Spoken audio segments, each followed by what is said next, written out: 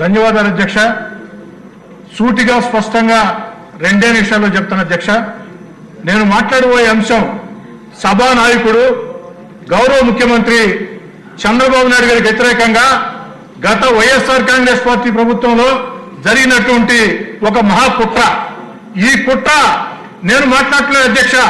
గత రాత్రి ABN big debate లో వెంకటకృష్ణతో స్వయంగా సీనియర్ ఐఏఎస్ అధికారి, విశ్రాంత ఐఏఎస్ అధికారి పివి రమేష్ గారు చాలా స్పష్టంగా చెప్పారు అధ్యక్ష. గత రాత్రి ఏబిఎన్ బిగ్ డిబేట్ లో వచ్చే అంశాలని ఈ రోజు ఆంధ్రజ్యోతిలో ప్రముఖంగా వచ్చాయి అధ్యక్ష.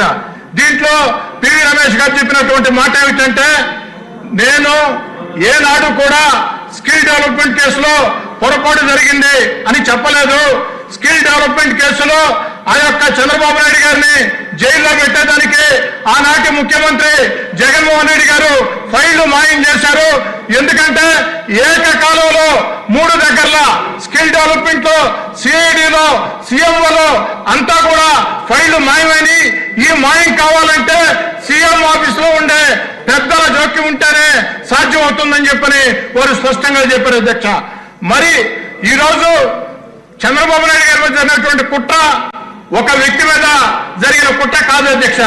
ఒక హై ప్రొఫైల్ వ్యక్తి మీద ఇంత పెద్ద కుట్ర జరిగితే ఇక ప్రజల మీద ఇలాంటి కుట్రలు ప్రభుత్వ ప్రోద్బలంతో జరుగుతాయి.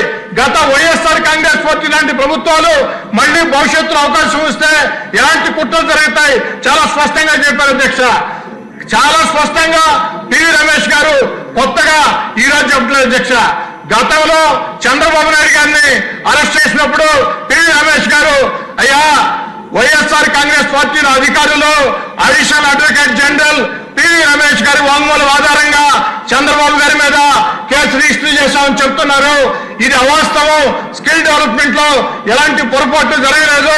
కొన్ని లక్షల మందికి మేళ్లు జరిగాయి. నా యొక్క స్టేట్మెంట్ ని ఫ్యాబ్రికేట్ చేస్తున్నానని అదే మాట రాత్రి కూడా చెప్పారు అధ్యక్ష. ఒక సీనియర్ విశ్రాంత అధికారి కేసుని, వాంగ్మూలాన్ని ఫ్యాబ్రికేట్ చేశారంటే, తప్పుదారి పట్టించారంటే ఇది ఒక మహాకుట్ర అధ్యక్ష. దీని మీద ప్రభుత్వం స్పందించాలా మిమ్మల్ని కూడా అడుగుతున్నాను అధ్యక్ష నేను.